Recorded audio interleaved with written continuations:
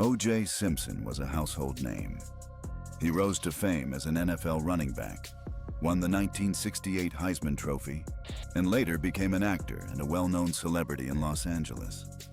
He married Nicole Brown in 1985, and they divorced in 1992 amid a relationship marked by documented reports of domestic violence and frequent police calls to Nicole's Brentwood condominium. Early 1990s Los Angeles was simmering with racial tension after the 1992 Rodney King verdict and intense scrutiny of the LAPD.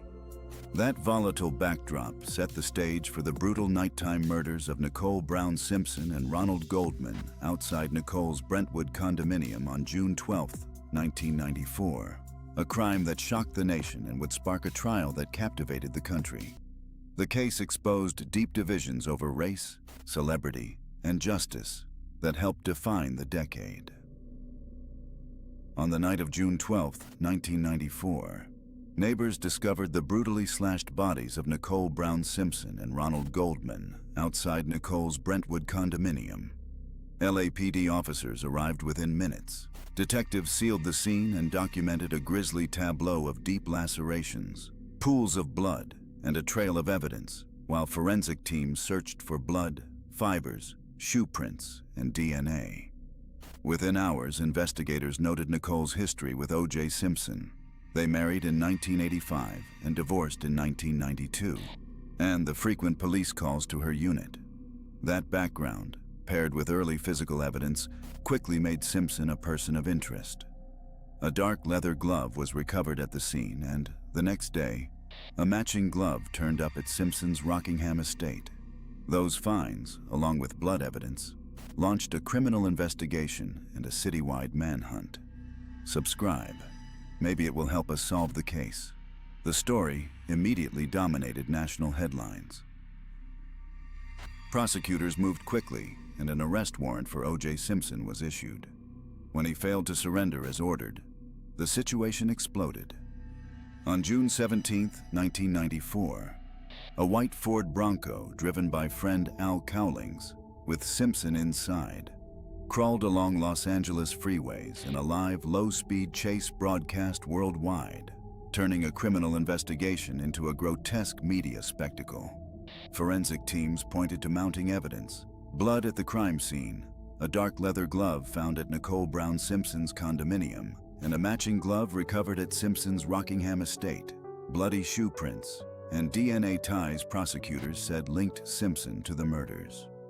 The defense quickly assembled a high-profile dream team: Robert Shapiro, Johnny Cochran, F. Lee Bailey, Alan Dershowitz, Robert Kardashian, and Barry Scheck, and immediately challenged LAPD credibility, alleging contamination and bias, polarizing public opinion.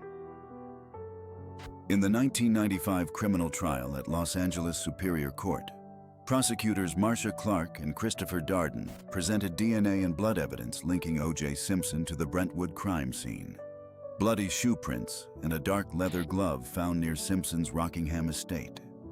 Defense attorneys Johnny Cochran, Robert Shapiro, F. Lee Bailey, and others attacked evidence handling, chain of custody, possible contamination, and racial bias within the LAPD, focusing on Detective Mark Fuhrman.